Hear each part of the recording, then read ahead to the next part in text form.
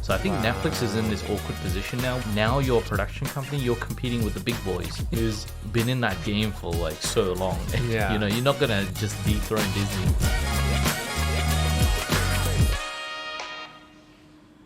Welcome to another episode of the Decogged podcast. There's a few topics we're going to go over. The first one, something to do with Netflix. Yeah, bit of drama. Yeah. Start off with a bit of drama, bit of bad news. Yeah. This is coming from like a Cartoon Brew, like a source that a lot of us take a look at. Billy also named it as the TMZ of the industry. You know, Cartoon Brew is very polarizing a lot of times amongst the animation enthusiasts. But which we love. We love the drama. I mean, I see Cartoon Brew as like a bit of the TMZ of the animation industry. Totally because, agree. you know, like it's always like attention grabbing and like it's always almost over the top reporting on some of this stuff, but it's also entertaining and that's why we love and hate it at the same time. I mean, it grabbed my attention for this one. So Netflix apparently hasn't been doing well, which is surprising, right?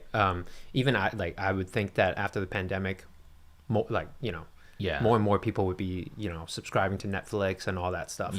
But apparently they are not doing so well. Their quarterly reports were pretty poor. So that means they're probably not getting the subscribers they were anticipating a certain number of subscribers and they got less. And they've never anticipated less as far as I'm aware in their history. So this is the first time they anticipated a certain number and they got less than that. And there was, the markets, obviously, if you guys are following any of the markets at all, they're not doing so well. So it kind of coincided with that and their stock price fell like something insane, like 40% or something crazy like that. Like, a number that you don't normally see in one of the major stocks especially something that we use. I would like to say that sorry, that was really loud. That everybody uses. Everybody uses like like daily too. Like I know I watch like I watch Netflix like at least once every 2 days. Or just have it on for me. I live by myself. I just have it on for just some noise. Let me set the mood. I'll put Netflix on. Yeah, exactly. So it's surprising. They're not doing well. But what's worse, I think, as artists, it's like suddenly we had this boom of because there's all these platforms that came out, right? That gave us a lot of jobs. But now Netflix is actually canning animated shows. I'm sure other shows as well. Like I know Cowboy Bebop got canned. That was earlier. But I mean, I watched that and it was kind of terrible. So as much as I love the main cast, I think the villain was just terrible, was so poorly handled. So can that one. I'm happy. I'm happy that one's gone because I don't want it to be associated with the anime at all. But I think it's what I'm trying to say is that they're being more cutthroat now with cutting. Even though they might have filmed the season, they would just cut it if it doesn't meet a certain number.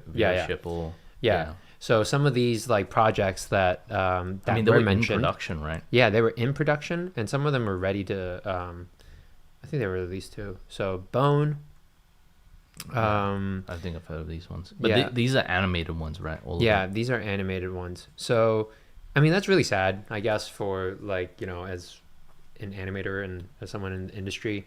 Yeah, before, especially if you've worked. If you've worked on one of these projects and it's been canned. So so actually when I first read this, I thought they might have canned my project, and that's why I was interested. And this is the CVs. So I was I immediately looked and I was oh, thank God. I know that sounds very selfish, but that was a feature though, right? So I mean it's much harder to can an entire feature than to can a series. But I mean, I don't know. I don't know what the numbers are, but it's just I just feel bad for them because I think for that split moment I was thinking oh, if my project got canned, all that hard work that I put in is gone. It's gone. And it's not like you can you're not really supposed to you're not allowed to use it. So that's really so there's a number of projects, right? So it's not just one or two. So yeah, they're really going hard at like cutting things out. So that's pretty. I guess Yeah, you know, that's it's just pretty sad. crazy. But you mentioned something which I think like we talked about this briefly off camera, but you said it could be a good thing that they're being more kind of strict with the quality control, essentially. So like if it doesn't meet a certain bar of quality, I'm not saying that these projects aren't high quality. I don't even know most of these ones, but you mentioned like in the early days of Netflix, there were so many good Netflix shows, right? And I agree, like all the early Netflix shows were like the best ones. And hit. I feel like every single one hit. Yeah, like, every single one was yeah. good. If it was a Netflix like exclusive, you're like, damn, I gotta watch this. Yeah, it's gotta yeah. be good. Yeah. So whatever they changed along the way, I think they made probably a terrible choice in just like opening the floodgates to anything and everything. Yeah. Maybe it was a genius move to get subscribers, but it was a terrible move for the consumers who now have to like sieve through like, you know, just so much garbage in order to find some gem. Yeah. And we were comparing it to HBO, right? Where it's like HBO has always been consistent with their content. They're always good and solid. Yeah. Like if it's a HBO show, you're like, oh man, that's it's gonna be a killer. Yeah. You know? From Game of Thrones to like even I used to watch Entourage. Yeah. It's like solid. Like ever since then, it's like always been solid. Yeah.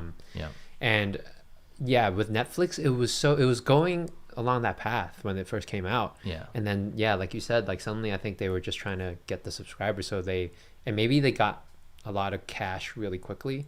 Yeah. They almost wanted to own most of the market share. So they just threw it at anything just to get the quantity. Just to get more, right? Yeah. It's almost like, you know, how like a big business tries to buy out all the little local stores, you know, just to like eventually shut them down, just so nobody else can compete against them. It felt like kind of like that, where they're just like, we're going to release so much content and we're going to like basically like hire every single creative that there is in the market, just so you guys can't have them. And I don't know, maybe that backfired, because then there's just everybody all of a sudden is a creator now. Yeah, so. Exactly.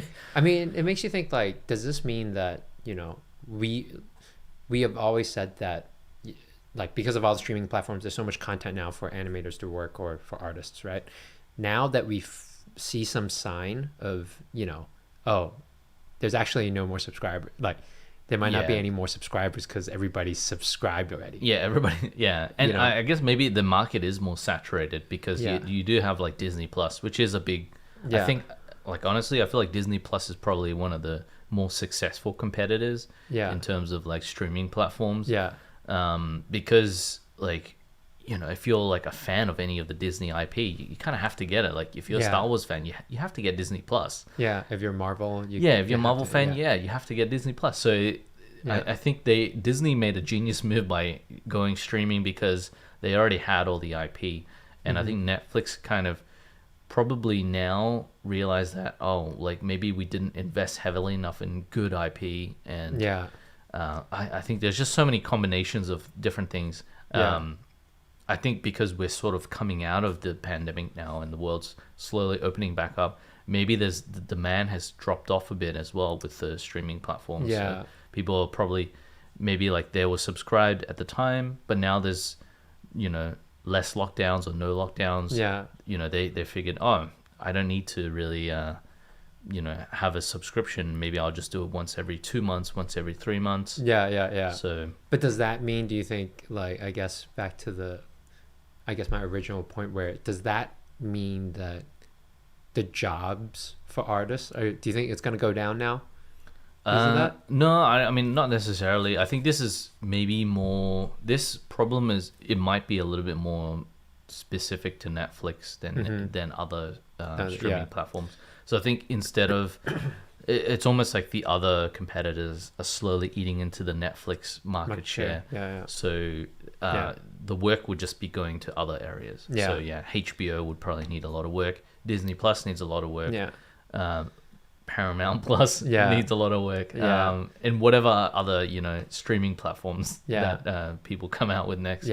But I am really like, yeah, that's a really good point, because I laughed at Disney Plus at first, even though I love all the animated movies. I thought, I remember when I first came out, I was like, I'm not just gonna get Disney Plus for like Lion King again. Like, I mean, I love Lion King, like it's my favorite movie of all time, but it's like it's not worth it. And now thinking about it, it's like, yo, they were just playing the IP game. It's just they knew they had the IP, and I think you know, like I think the big blow to Netflix that Disney Plus did was they pulled all the Disney IP off of Netflix. Yeah.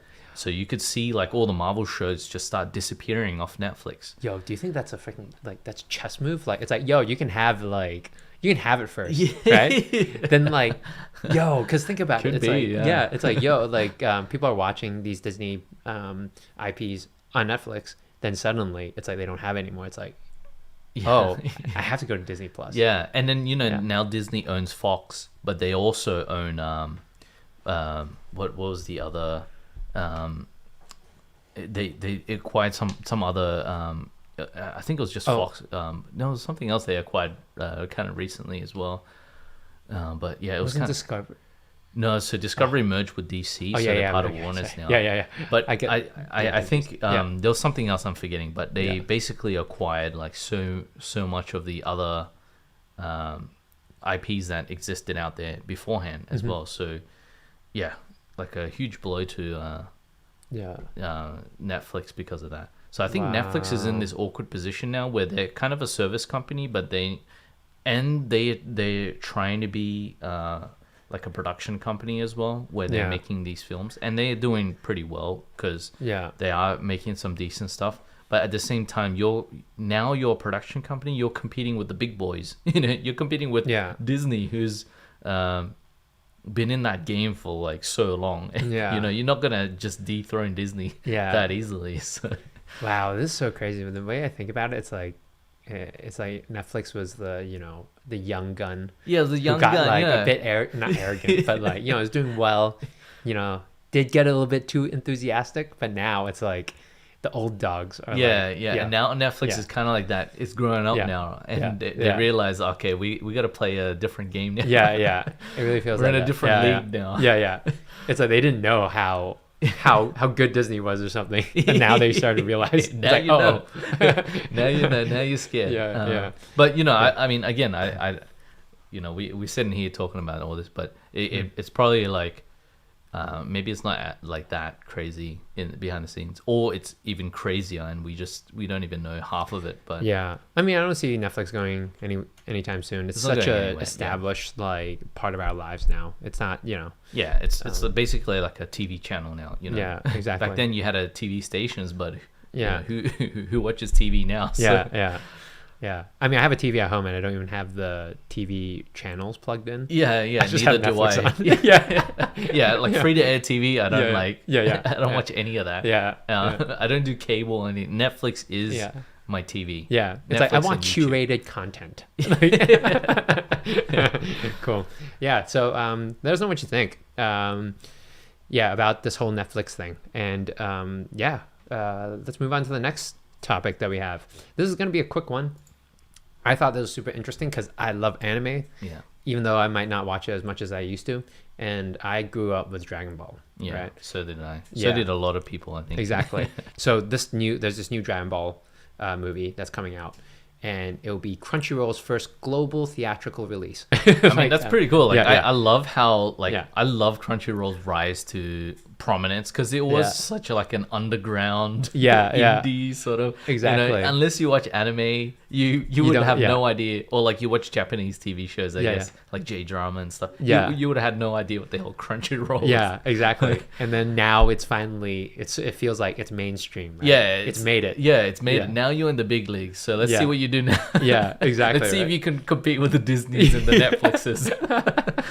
So I think it's very cool. Like, anime is apparently it's becoming such a big thing now. I remember when I first watched it, I didn't used to tell my friends. Yeah, like when I watched the geekiest, it was like it was so like you had like two friends who you talk with about anime, and usually manga. They're Asian, right? I can never talk to my white friends about anime. They'll be like, Yeah, man, you're a loser. Yeah. Who watches this crap? Man? Yeah, But you know, like it, and I think over time, like it's like now I guess it's had it's almost like its second renaissance. Yeah, there was the I guess the the Naruto, and that was kind of like the first renaissance. I guess this is probably like maybe the second or third, and then you had like Attack on Titan and One Piece. One Piece and Death Note and all the mainstream anime. But I guess it's having another renaissance. Well, like so Demon Slayer, right? It became the first anime title in decades to reach #1 at the US box office. Wow. #1, grossing more than $500 million globally. Man, that's insane. That's crazy. At the box office. So people are going to the cinemas to watch exactly. Demon Slayer. And that's like so different from how we grew up. Like they weren't doing these theatrical releases in cinemas, right? The only animated thing I ever saw in like the cinema, like it was like Pokemon or something. It was only like the only one that I can remember.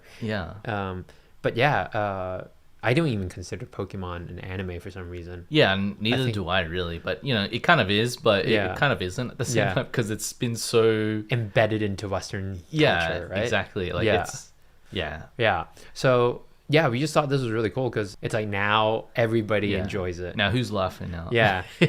Jocks. What do you mean you don't have any animation knowledge? You don't know anything about anime? Like, you gotta get re-educated. Actually, funny enough, this is like I guess sidebar story, but even when I go on dating apps now, a lot of girls actually watch anime. It's almost like a point of pride. I was really surprised because I was like, I'm still sort of the way I am where I'm like, I'm just gonna watch anime, like it's my own thing. Secretly, I enjoy it, but I don't need to talk about it all the time. But it's funny how open people are now. So we thought it was really cool, especially like now, like Dragon Ball has this not renewed style. Like these past few years, they have really solidified that cell shading look. That in games and stuff in their the games. Dragon Ball Kakarot. I think some of their games are quite like popular in the fighting game community as well. So, exactly. So they really made it look like, because look at this. This looks like a 2D like. Is that 3D? That's 3D, man. Wow. So they really you can tell it was 3D. So these ones you can tell a bit more, but they really solidified that look now. Through all those fighting games that they had, and now they're putting that look into an anime series. So basically it's like they could have done this in 2D, but they're like, now we can sort of do it in 3D but give it that 2D look. Give it that look. So I think that was one of the hardest things. Like during that weird period where people couldn't figure out the cell shading, and it looks so bad. You're like, oh man, you should have just done the whole thing in 2D. But this is like so good. If you pause it, you'd have no idea, right? Like, if you paused it, you wouldn't be able to say, oh, that's 3D. I think it's because of the motion, right? It's because of the camera or something. The camera gives it away. I guess as soon as they turn their head or whatever. But I'm really surprised if that's 3D, they really nailed the look. So in this frame, I can't if you pause in one frame, you can't really tell. It's only when there's motion. Like this one's like looks like a drawing. It does. So it's crazy. Like even just animating in that style though would be not so easy. I can imagine just using a rig to make it look like 2D anim. I think because it has such a distinct style, like even the way the hair moves. It's if you had to keyframe that's pretty difficult, I think, because it has such a distinct timing in the way things. It's not like you can just step it and you'll get that look. Essentially, I think there's more to it than But I mean, this frame I can tell it's a bit 3D, but other than that, like I can't like. But I mean, it could just be like really well shaded 2D, like if you told me. But But it's like it's like it looks great, and it's like it's pretty awesome that they're releasing in the theater. So give us your thoughts. Are you excited for this new Dragon Ball movie, or did you guys watch Dragon Ball growing up? And I guess the look. What do you guys think about the look? What do you think about the animation, the anime renaissance? So leave it in the comment section below if you're an anime nerd like we are. Should we go to the NFTs? Yeah, let's talk about NFTs. Yeah. Okay, so briefly, I guess I should mention that the market has been terrible. Market's taking a big hit. Yeah. It's probably gonna be kind of quiet, I imagine. Yeah. Like, for the foreseeable few months. So it's weird. Like, it felt like everything is bad, including the stock market, the economy in general, other than energy. That's doing a little bit better than other places. But anyways, I digress. Everything's doing bad. So everybody's losing a lot of money during this time, right? Even when I look at our NFT, like the NFTs I own right now, it is not something that I want to look at. Yeah. I definitely don't want to look at my portfolio right now. Yeah. Across anything like crypto, NFTs, stocks, or whatever, you know. I'm I'm acting like I'm blind right now. But but you know, during this time, there's also I guess this thing that happened to Azuki. Yeah, I guess you should. I mean, we talked about Azuki a couple of podcasts ago. Yeah. About sending, the first NFT to space. I forgot that guy's name. Boom the farm. Bean the farmer. Bobu. Bobu the bean farmer. Yeah. That's right. Yeah. So I think Bobu was kind of like a spin-off of the Azuki brand. Yeah. And so there was some drama with Azuki in the last day, I guess. It's pretty recent news. So what happened was one of the founders of Azuki, he basically came out and he admitted to have made a bunch of different projects in the past, which a lot of the NFT community consider to be rugs. So a rug essentially is when somebody basically steals your money, I guess, or gives up on a project and just takes the funds, or hijacks a project and wouldn't, and essentially not handing the reins over to the community. So that project is rugged, Yeah. So Zagabon is the name of the guy, and he basically came out and I think it was in an article or a podcast or something, and admitted to have been in charge of a project called Funks, something else I can't remember. And Zunks. Funks, Tendies, and Zunks. Jesus. And all three of them apparently the community consider to be rugs, because he not only, I guess, kind of stepped away from the projects, but hadn't hand over the reins. So by handing over the reins, there's a bunch of different things you need to do. You need to kind of give the community the power to, take charge of the wallet, the community wallet, or, the community funds, but also like hand over the keys to the contract. Yeah. So the smart contract that basically the project is built on top of. So he didn't do any of those things, and he basically came out the last day and just said like, hey, look, I actually, these were, I think, quote unquote, I don't want to misquote, but he basically said these were like learning experiences. And obviously, as somebody who buys into a project, you don't want to hear that. My project that I bought into is just like a learning experience for you. So it's like a practice for you. It's like a dead end project.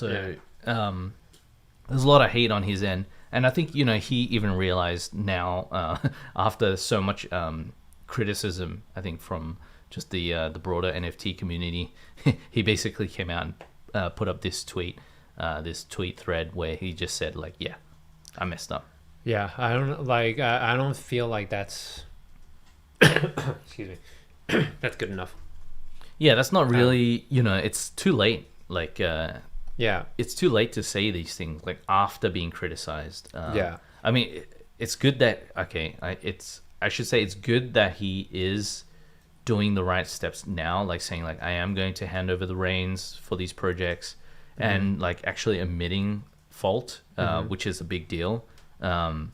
And I think a lot of people were very upset because, he was in Twitter spaces and whatnot, and apparently he didn't admit fault during those spaces. It was only now in this tweet thread where he's kind of come out and say, I did the wrong thing to these projects.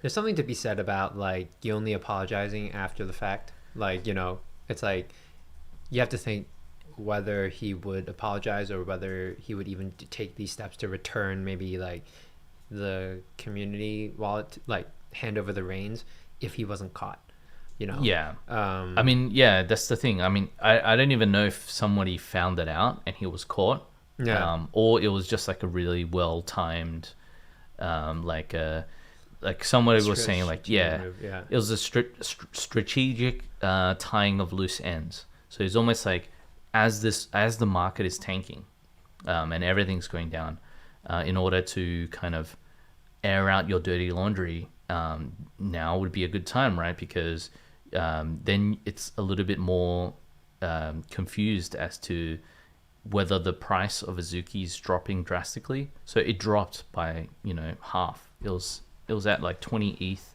and now it's at like 10. So it's very easy to just kind of put it all in one basket and say like, oh, the market's tanking, that's why Azuki's price has dropped. Yeah. And not really because of this news. Yeah. When you first said that to me, I thought that was a genius idea. Like, I was like, wow, if they really did that, they have good PR. Yeah. I mean, this is a theory, of course. So yeah, people saying like it was timed with the market to kind of tie up the loose ends for Zuckerberg, who did run these programs, and they probably thought that these are kind of loose ends, where you kind of start a project and you take people's money and then you kind of do nothing with it, and it's kind of like a dead project now, and you take those funds potentially and use it in a new project. For yourself. Yeah, or for yourself. Yeah, exactly. Yeah. Or it was just a learning experience, but you're learning on people's money. Yeah, exactly. So, I honestly believe that. I hate to, like, maybe this is extreme. I would freaking like stone him. Like, you heard it here first. Yeah. Because don't cancel him, but stone him. Wow, that's even it's the next level. It's like, as in, because like, that's people's like. Okay, let's say even Azuki, right? It dropped like by half. So imagine people who bought it like 18 ETH or 20 ETH. Yeah, that's what 10 ETH. So that's 30 grand gone. Yeah, but I mean, at the same time, it's hard to say. Like again. You don't know whether it's the market. You don't know whether it's the market or the news, and I think that was very I think the timing was very suspicious in that sense that it's like, why choose now to be the time to air out dirty laundry? But maybe this was the perfect time. To do the minimal amount of damage to Azuki. Since the market is down and people will probably forget it anyway, since the NFT space moves so fast. But I think, like, I mean, I get that, but I think more in terms of like, I'm just comparing it where, those other projects that I was a part of, like Funks or Zunks or whatever.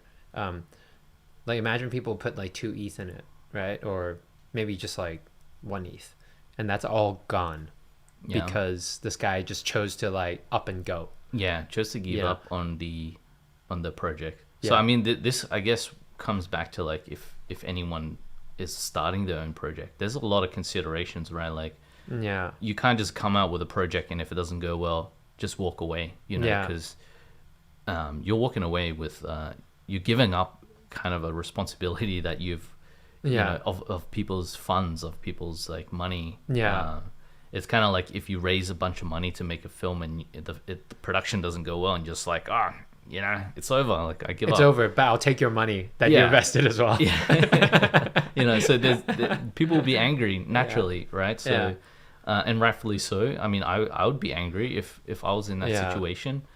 So I guess it's another learning lesson. It's, if you're gonna do something, you have to do it like fully committed. You can't just give up on it, or you have to do your best. And if things don't go well, at least take the right steps to exit. Where give the community give them the ability to continue running the project how they see fit. I think that's I think as an artist that's really important. Even like, I think this like a lesson that can be even translated to your normal like let's say your studio job, right?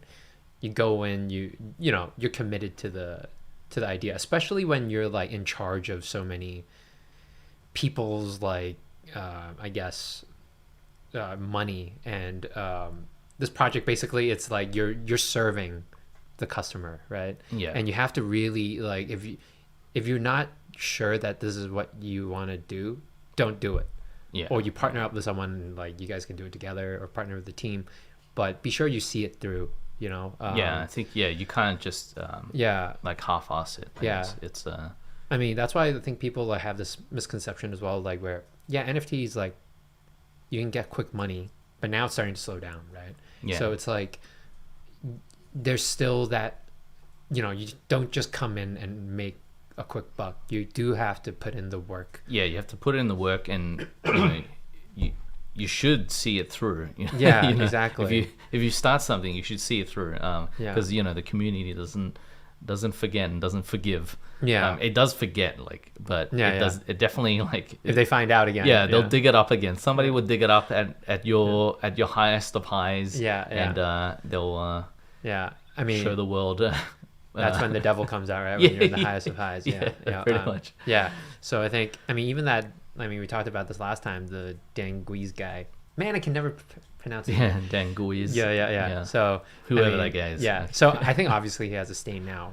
But anyways, you guys can watch that episode again. But so it's definitely, it sucks like that, they're doing, like, this guy did this, and I hope he really, like, pays people back, and actually, and people should hold him accountable. That's the main thing. Well, I think there was a lot of drama because I think he didn't mention that he was going to step down from running Azuki or anything like that, and I think. Do you think he should?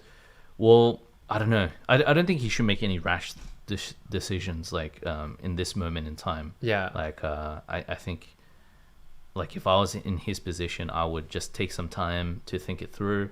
But as someone who's from the outside, I think if you mess up so bad and you basically came out and just said, like, hey, look, I did all these dirty things in the past, or like I've already have a track record of not seeing something through, people will lose faith in you. I think, because naturally you'd be saying, like, oh, well, what happens if Azuki doesn't do well? Are you just gonna up and leave again? And and I think a big part of it was a big discussion was around anonymity as well, because Zagabon is anonymous apparently. Oh, he should dox himself. Well, that was the big discussion, like whether he should, whether that's the right thing to impose on somebody. I think it's dangerous because, especially if you're talking about millions of dollars, you could disappear. If somebody doxes you, you could disappear. And not in a good way, right? So I think probably not the best idea to dox in this point in time. But then there's a broader discussion of, like, whether somebody should dox themselves or not. Depending on the size of the project? Depending on the size of the project, like whether you should do it beforehand, whether you should do it halfway through. I know the founders of Bored Apes didn't dox themselves until recently, until like a couple of months ago or whatever. So, they've been running this like multi-million-dollar project for so long without having come out talking about their team. And I think maybe there's a little bit of pressure because they were so big that people were like, we kind of need to have some accountability, so we need to know who you guys are. I think there's a bit of pressure there, but then there's the flip side is that's not very Web3 centric way to approach things. Like, you shouldn't like, anonymity and privacy is very a big topic, a big broad topic. I mean, I don't lean any one way, but the flip side of the argument is like, okay, look at Satoshi Nakamoto, the creator of Bitcoin, one of the creators, probably the most notable one. So people point at him and say, like, well, Satoshi is undoxed and look what he's accomplished, and probably Bitcoin might not have had the life that it has if he was doxed, if he was just a human. It's almost like Satoshi's like a symbol now. It's almost like it's almost like rebelling against the system, right? So it's almost this like anarchistic figure, but not really anarchy, because like the way Bitcoin is kind of like built for the people, right? So there's so much like interesting law and conversation around like the identity of somebody, and whether that should be like an open thing or closed thing. It definitely reminds me of like When you were talking about like Civil War, when they have to decide whether they like should dox themselves as a or sign like, oh, this is who they are in the treaty or whatever. And no, I can see it both ways, right? Yeah. You know, but I do think like, you know, accountability is a big thing, especially when you're in charge of such a big project. Like, you know, maybe you don't dox yourself to like, I can see it like that being a problem as well, because people can harass you. Yeah. But there should be some entity, but then that's not Web3. Yeah. Right? Yeah. Where, you know, you can have that information, but it's encrypted maybe. But at least there's someone like that's policing some of these things, right? Yeah. So that's the hard, like, you know, I guess that's a hard part of, you know, you can't have both almost. Yeah. And I guess it kind of also like, if you're just an artist, like, and not running a project, but you're just making art on your own, there's also, I guess there's a case to be made that like sometimes the anonymity is part of the mystique of your artwork. Like Banksy, for example. Yeah. Like, you know, there's so much like mystique around who Banksy is. Yeah. And I think part of that is what gives his art value, is because he or she or they is so kind of mysterious. Ethereal. Where it's, you know, it kind of gives the artwork some sort of like intrigue, I think. Yeah, and I do agree. Yeah. I think that like, that also works for, the anonymity does work for some people if you play it right. If you play it right. So I think, like you're saying, it does depend on the situation. But let us know what you guys think about this project, because I mean, I've always liked their anime style. We even talked about Dragon Ball just now, right? Like, so I really like how it looks. I remember seeing it and wanted to get in, but then by then it shot up. Yeah. Right. It just sucks because this looks really cool. It does. I mean, you know, this looks really it might not be over for Azuki, you know, because there's so much that they've done already. Just like detaching it from the creator. There's so much going for Azuki. Like, you know, the devs on Azuki managed to write it basically came up with a new method for minting on the Ethereum blockchain, like with the way of like structuring smart contracts so that it saves a ton of money on gas. Like they've innovated in the space in a way that nobody has, you know, not nobody, but like in a way that like not a lot have. So they've already kind of established that they're thinking like ahead. You know, they're doing crazy stuff like sending Bobu to space. It's funny. It's like it reminds me of the Chappelle like line. I don't remember exactly, but he was basically saying like, so what do you do when someone does something like one really bad thing? Yeah, like being a pedophile, but he's also saved many lives. He's like that dichotomy. Oh man. So that's really funny. But let us know what you guys think about this project. Just let us know your thoughts. So NFTs coming to Instagram. You know, this totally makes sense since, you know, Instagram is owned by Mark Zuckerberg and they've changed the meta. Obviously, he's gonna like somehow tie NFTs back into, you know, his social media platforms, right? So what are the details about like the story? What's happening is they want to allow certain creators to be able to, I guess, post NFTs and kind of trial it out and see how it works. But you know, obviously, I feel like it's a trend that's not going to stop. So it's going to start with selected creators, and by selected creators, I don't know who's kind of filtering them. Like, they probably have some board on their side where they're kind of reviewing certain creators and deeming them worthy for this new feature. That's really good. I actually think this idea is great, because it's like, if you're an artist and you already have a fan base in Instagram, I mean, the biggest thing we have in NFTs is that we don't know whether these people are legit or whether they are, whether they're trying to like sell you something and then rug you, right? But if you already have a good Instagram base, like over a consistent period of time, that's the biggest, like that's the best proof or track record for you as an artist and people feeling like, oh, they can trust you to set as an investor to buy your artwork, right? I feel like this is great that they're incorporating that with Instagram. So I think it's a good like Instagram is already such a like a sage platform. I guess you could say, like, so people like artists would have already been established there, so it's kind of a natural way to build credibility, I think. And you know, if you already have like a big following and you want to make some money by making art, it's great for the artist, because then you have like a more direct exposure to your fan base that you've built over, you know, many years already. So now it's like, okay, I want to continue to do this and just be able to live off of like making art. Now's, you know, maybe this Instagram NFT integration is one way to help support you as an artist.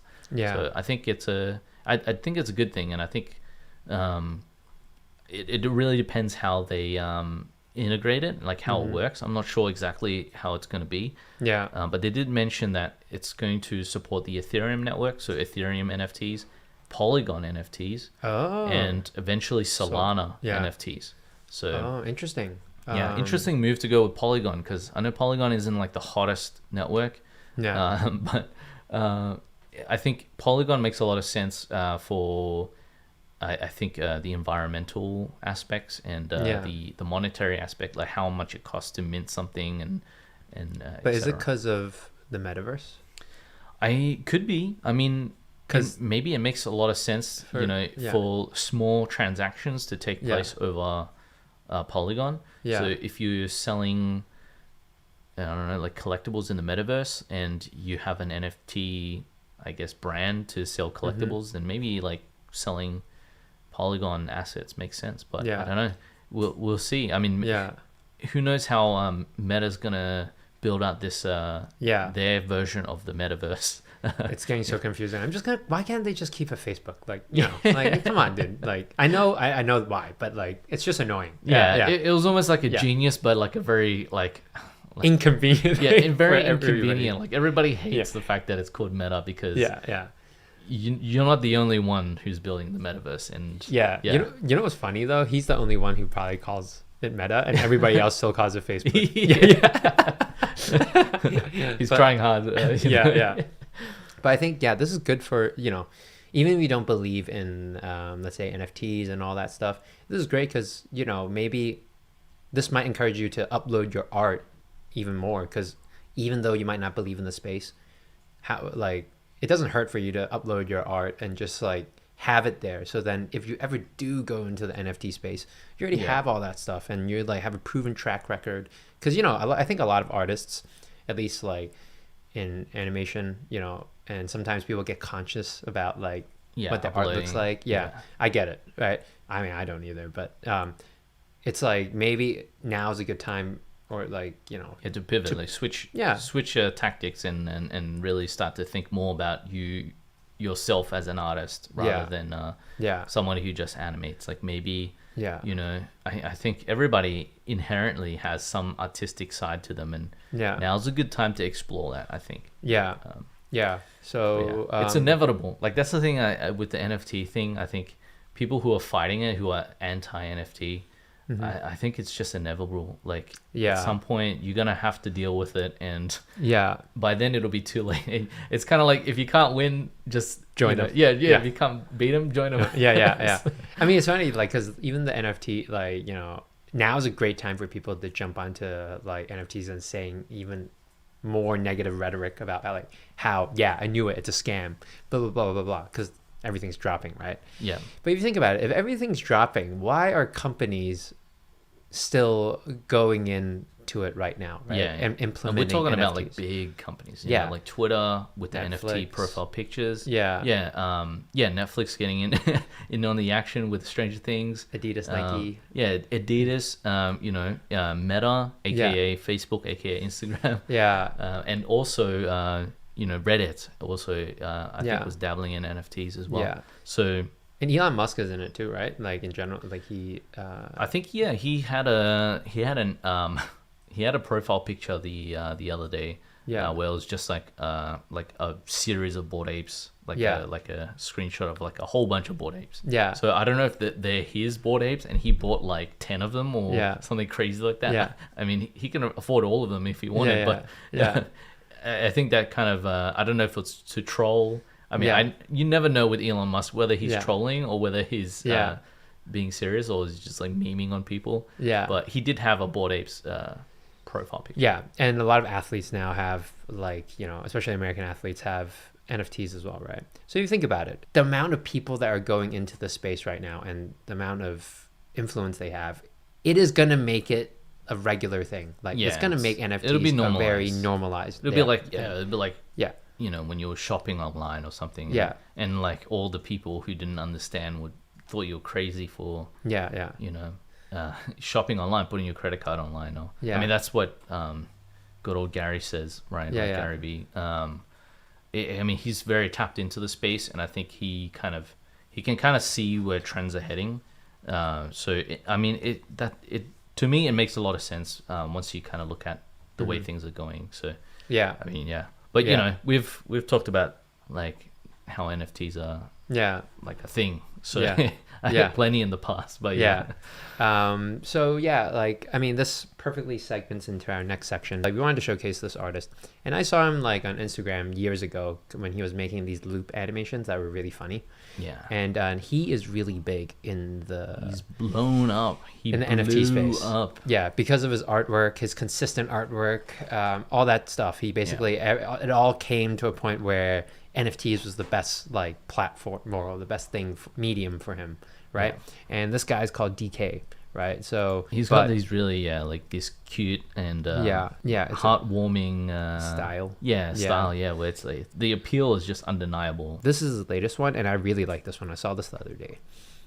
And I mean, he's definitely selling like his NFTs for an insane amount. I think somebody bought I think it was this one that sold recently. And I can't remember how much it sold for, but it was something like really high. I don't know if it's this one. History. Here we go. 310. 310. That's $1 million. So 1 million. He sold this for $1 million, which is crazy. But again, like, it comes back to like being established as an artist. So he was already established ahead of time. So he already had the track record. So that validation, he didn't have to validate himself as somebody who's serious in making art.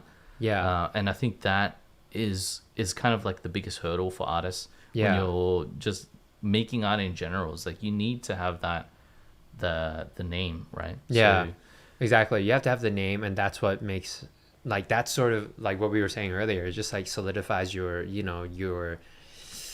credibility as an artist. And on top of that, you know, he's creating art that this has meaning more than just something that looks cool.